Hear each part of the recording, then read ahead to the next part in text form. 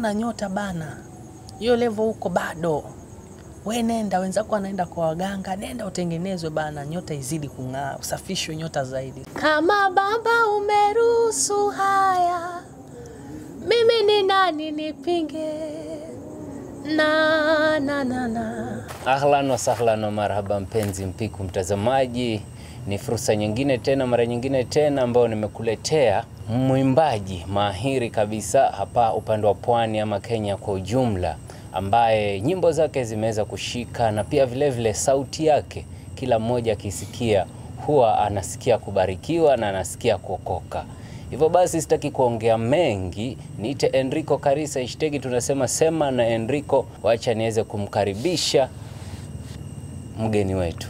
Karibu, mambo vipi? Poa sana. Uko poa? Niko salama. Kilifi iko vipi? Kilifi iko salama, joto jingi. Joto jingi. Karibu Kilifi. Asante sana. Hivyo basi tuongee moja kwa moja. Ukatoka upande wa jiji la Nairobi. Yes. Ukaja Kilifi. Je, umekuja kikazi ama kuna shughuli umekuja fanya? Okay, nilikuwa niko na huduma. Tulikuwa kuna crusade, sehemu inaitwa Bofa. Hapo kiwandani kwa Bofa hapo tulikuwa kuna mtumishi wa Mungu Tom Dambo, tulikuwa na crusade ya siku 4. Naam. So ndio maana kilichonileta, ndio hafla ilionileta na ndio Kilifi. Basi kuna yule mtazamaji ambaye hajamuona Elshama Wachira kwa mara ya kwanza kabisa na kuona kwenye interview hii. Hivyo basi uweze kujitambulisha, uweze kumwimbia at least kanyimbo kafupi kadogo. Okay, habari yako mtazamaji wetu, naitwa Elshama Wachira.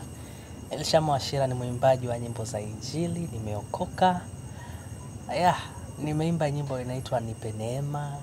Kama Baba umeruhusu haya, mimi ni nani nipinge? Kama Baba umeruhusu haya, mimi ni nani nipinge? Na mwingine anasema kama si Mungu, adui zangu wangenimaliza. Amen.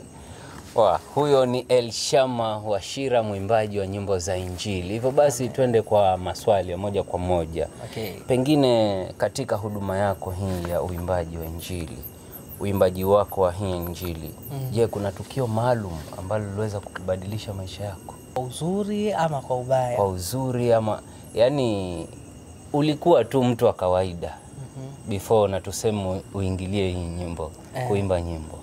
Lakini sasa wakati unaimba, je, ulibadilika kivipi? Okay, kwa sehemu naweza sema uimbaji umenipa neema ya kutambulika. Lakini pia kuna sehemu nimefika kisomo hakingenifikisha.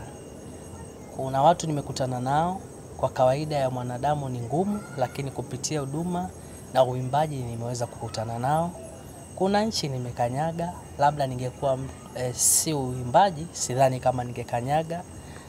Na Mungu amenipa tu neema. Kwanza chengine ni kwamba Mungu amenipa neema ya kwamba uimbaji wangu unabariki watu. Pia hiyo ni kitu naweza sema kimefanya nisikie kwamba nina grow, ninabadilika spiritually ama kuna growth spiritually. So kuna vitu vingi ambavyo vimebadilika ukinitazama pale nyuma na sasa. Na pengine ni changamoto zipi zenye ambazo umepitia kama mwimbaji wa Injili? Okay, changamoto ziko nyingi. Na nasemaga kila changamoto iko na level ya huduma. Wakati mtu huanza, mara nyingi utasikia mwimbaji anasema resources, sina pesa ya video, sina pesa ya audio. Yani kila level ya huduma kuna changamoto zake. Na changamoto hizo kila mtu anapitia. Tukianza huduma sikuwa na pesa ya kurekodi, nilikuwa napata shida kushoot video. Lakini wakati nilitoka hapo, kuna changamoto za vita vya huduma. Yani kila level ya huduma ina changamoto. Hata mtu akiwa yupo juu ana changamoto. Una changamoto saa zingine unakuta, yani changamoto ni nyingi sana, lakini hazitufanye kuacha, sababu hizo ndo zinatutengeneza na tuweze kusonga na kutia bidii zaidi. Unapoandika au kuchagua wimbo, ni vigezo gani unavyozingatia ujumbe wako ili uguse roho ya mtu? Okay, mara nyingi naweza sema utunzi mara nyingi either kuna muda Roho Mtakatifu anakupatia ujumbe, na kuna muda nyimbo zingine mtu huandika out of experience. Kile ninapitia unakuta wimbo tu, unapata wimbo. Yani kuna mazingira unayapitia mpaka unapata wimbo kulingana na mazingira. So at times zingine nyimbo zingine ni ushuhuda, nyimbo zingine ni matukio ama yale niliyopitia, ama nitasema ni mazingira yanakupatia wimbo. Kuna wakati unakuwa katika mazingira ya vita, kuna mazingira ya shida, so pia mazingira yanampatia mwimbaji wimbo, lakini pia saa zingine ni Roho Mtakatifu anakufunulia. Unapata tu jumbe na unapata melody imekuja. Yes. Umesema kwamba kuna mazingira mengine kwamba unaweza kuimba Roho Mtakatifu akashuka. Je, ni wimbo gani ama ni kazi ya wimbo gani yenye uliweza kuimba na ukaona hapa Roho ameshuka kabisa? Okay, kama si Mungu nipe neema. Ni nyimbo ambazo nikisikia mimi mwenyewe nasikia kufarijika. Yani nasikia tu nasikia amani fulani nikizisikia. Ni nyimbo zangu kweli, lakini nikizisikia kuna utofauti, nasikia kama yani kuna amani fulani naipata sana. Zinanifariji. Naam, hivyo basi mpenzi mtazamaji, niko naye hapa Elshama Wachira ambaye tumekuja tuangazie masuala ya nyimbo za Injili na vile vile changamoto zake.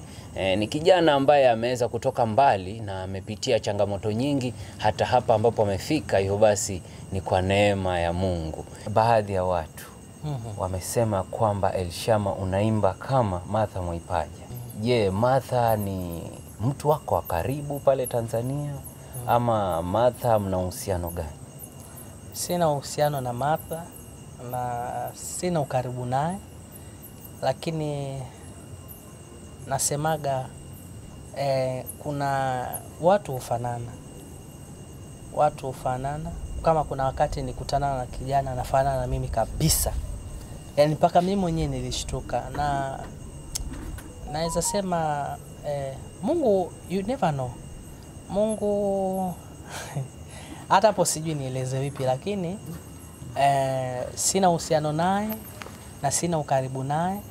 Sema tu nilijikuta and that is what happened. Yeah. Oh. Kwa hivyo ni mentor, yani umeangalia nyimbo zake ukasema nikiimba kama hivi? Hapana. Hata siangaliagi nyimbo zake sana.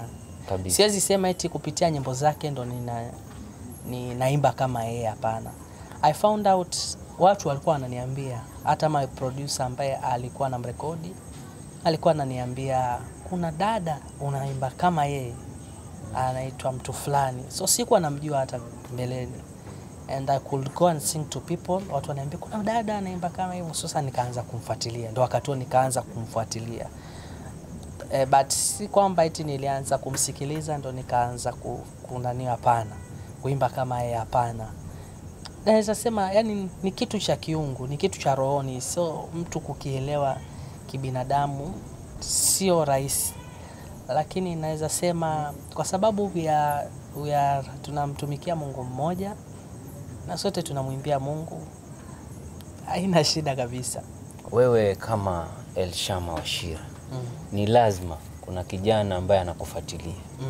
Anasema mimi nataka niwe kama Elshama, mimi nataka niimbe kama Elshama. Lakini sasa hivi tunakumbwa na changamoto nyingi sana. Kama venye umesema resources, ama changamoto za kutoa video. Kijana kama yule unampatia maoni gani ama unamshauri afanye nini? Neno la Mungu linasema andika maono yako kwa herufi kubwa ili yasomeke, na si yasomeke na mwanadamu, yasomeke na Mungu. Siamini katika kuwategemea wanadamu, kwa sababu nikianza I had expected men to support me, lakini mwisho wa kwisha au mwisho wa siku nilipata disappointments nyingi sana.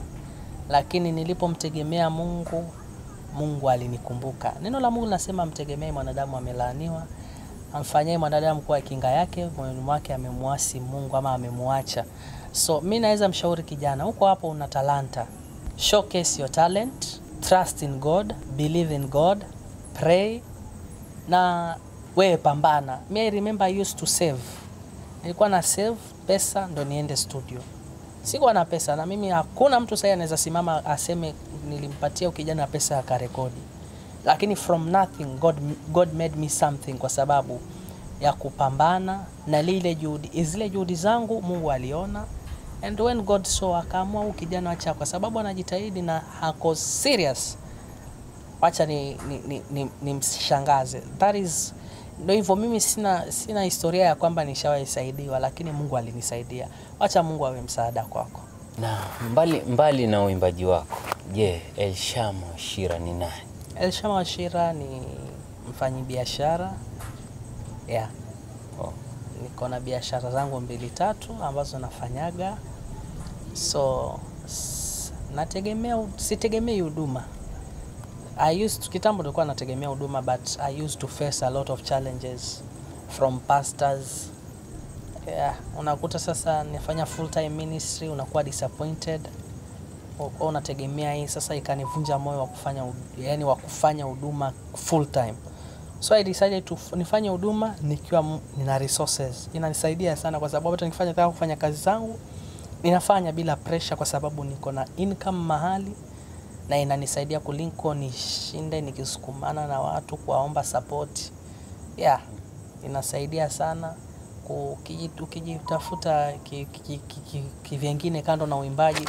Uimbaji kama unaleta faida ulete, lakini usiupatie kipaumbele sana.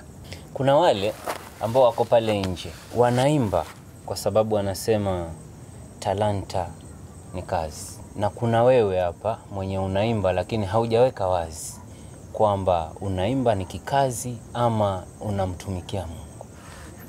Okay, neno la Mungu linasema kipaji chako kitaweka chakula kwa meza yako. Ni kweli kabisa.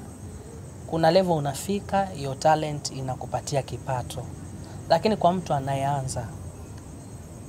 anayeanza, mimi napenda nikushauri, jitahidi kufanya kitu kingine apart from your talent. Yani fanya talent yako, lakini usiitegemee sana. Utafika sehemu uvunjike moyo.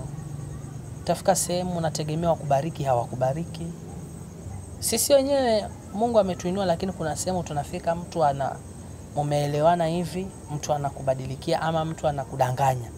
So nikiamua kutegemea talanta, saa zingine it is good wakati kama talent imejipa. Ni vizuri sana kutegemea kama imejipa, lakini pia tujue kwamba saa zingine unavunjika moyo. Ndio hapo unakuta mtu anakwazika, anaacha kuimba. Unaelewa? So mimi nafanya kama huduma, lakini mahali ninahitaji kuappreciatiwa ni appreciatiwe. Sitatoka Nairobi ama sitatoka Dar es Salaam nije Kilifi na maombi. Nitatumia transportation. Kuna vitu tu vya kupiga mahesabu. Ili injili iende lazima ipelekwe. Itapelekwaje? Si ni pesa. So kuna vitu ambavyo lazima tujiongeze kama wanadamu. Mtu auzi huduma, kwa sababu mimi hata mtu akinilipa hawezi nunua kile niko nacho. Hawezi, kwa sababu ni cha Mungu. Lakini kuna kile una appreciate. Tunaitaga love offering. Unamuappreciate mtu kazi yake. Kwa sababu pia kuna kushoot video, kuna kurecord audio.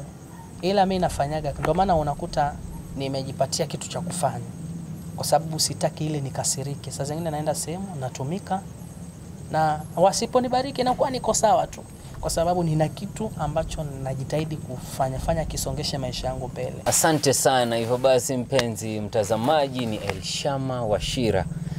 Anasema kwamba kipato chake ambacho sasa hivi anaweza kukitegemea si kuimba tu, kuna kazi zingine ambazo anazifanya, na huduma ya uimbaji anaifanya kama huduma kwa moyo wake, ile kupenda. Kuna nyimbo ambazo uliweza kuimba, nyimbo za Kimijikenda.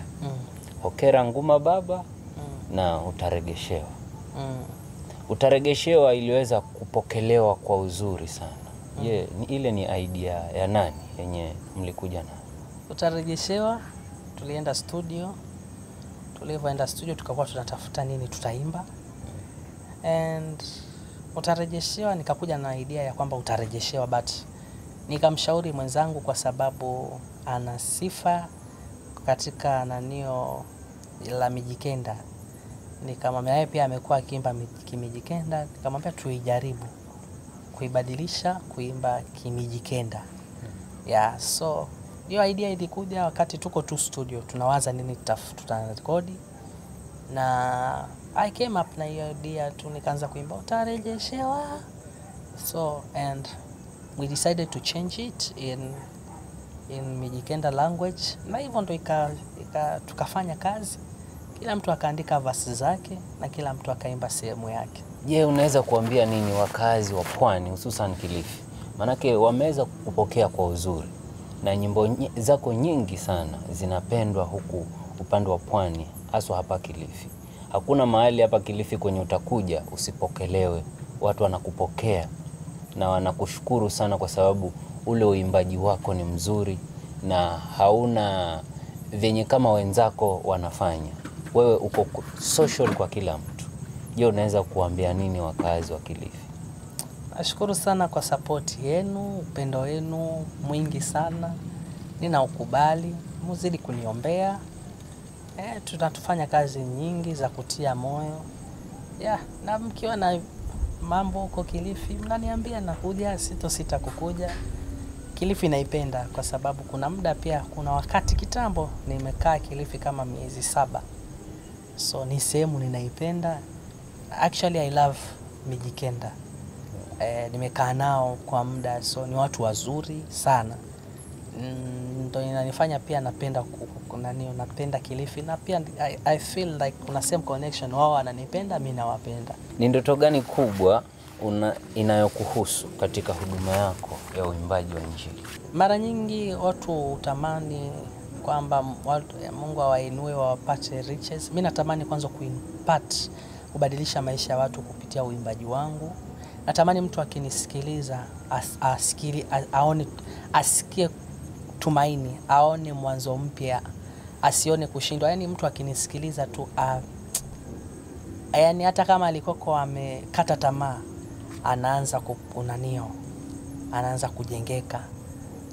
Na pia natamani kunacha watu ambao wana upcoming, kwa sababu mimi nilipitia challenge. Ninacha watu ambao watakuwa, yani hata leo Elshama ikiwa hayupo, lakini legacy yake ipo, kwa sababu kuna watu ambao yani kuna copy za Elshama nyingi ambazo zimetoka, na Mungu anisaidie kuleta transformation katika music industry ya nyimbo za Injili. Yani kuwe na tofauti, niwe tofauti kama vile watu wanamsoma ama kuna waimbaji wa dunia ambao wanajulikana kama kina Diamond, wamebadilisha nanio. Yani kuna mahali wameleta heshima katika tasnia ya muziki katika East Africa. Niwe mtu ambaye nitaleta yani nitafundisha watu wengi. Mungu atanisaidia watu kujifunza kupitia mimi. Kuna ile nyimbo kama Baba Umeruhusu Haya. Ni nyimbo ambayo imeweza kupokelewa na wengi, lakini kwa wakati wa huzuni. Okay.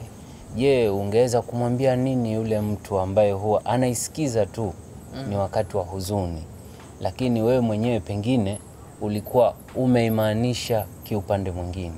Manake kuna ile design yenye video ilivyotoka wakati ule, na ile nyimbo iliweza kushtua Tanzania kama sijakosea.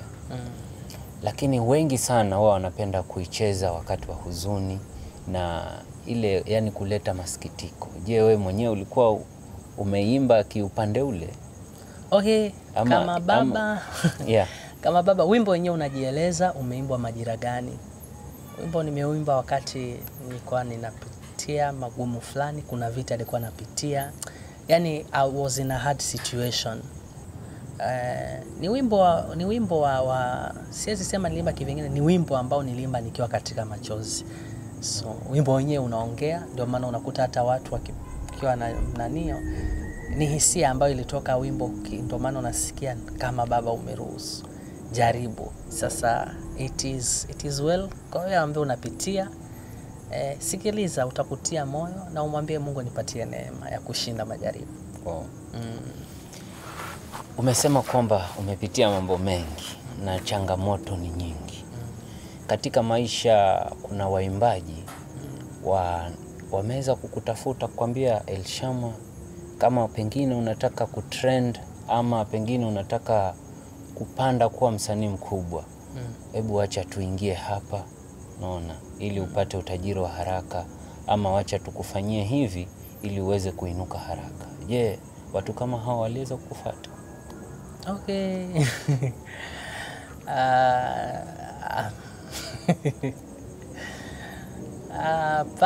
Hapana, ila nasikia tu kuna watu hata wao kuinuka ni kwa sababu wanaenda sehemu. Mimi siamini katika uchawi na uganga, kwa sababu huduma yangu imezaliwa kwa maombi, imezaliwa ndani ya Kristo. Sasa haina haja niende huko, kwa sababu Kristo mwenyewe ambaye amenithibitisha, ambaye amenipatia hiki kipawa, yeye atanitambulisha. Shida ni kwamba watu wengi wanafanya vitu kwa sababu ya kufanya, si mwito. Ndio maana unakuta wa mtu anakufia njiani asiposikika after kutoa 2-3 songs. Lakini huu ni mwito tangu niko mdogo. Na I believe kwa yule aliyeniita, he is always faithful. Siwezi imba akaniacha tu hapana. Kwa sababu yeye ndo ameniita and I trust in him, atanitambulisha tu mwenyewe. So sijawahi, though I had someone, lakini sio kikundi eti nitasema. I had a friend and he was like, una nyota bana, hiyo level huko bado, we nenda, wenzako wanaenda kwa waganga, nenda utengenezwe bana, nyota izidi kung'aa, usafishwe nyota zaidi. So I was like, sikumsikiliza because I wasn't interested, kwa sababu I know what my God can do. Najua kile Mungu wangu anaweza kutenda. Yani Mungu anaweza nitambulisha hata bila uchawi, bila anything, bila chochote. Naam, hivyo basi si maneno yangu, ni maneno ya Elshama Wachira, anayesema kwamba kama una believe God, wewe endelea tu kumbelieve Mungu, manake kuna siku maisha yatajipa. Hivyo basi tuweze kutarajia nini kutoka kwako mwaka huu? Manake sasa bado mwezi mmoja mwaka uishe.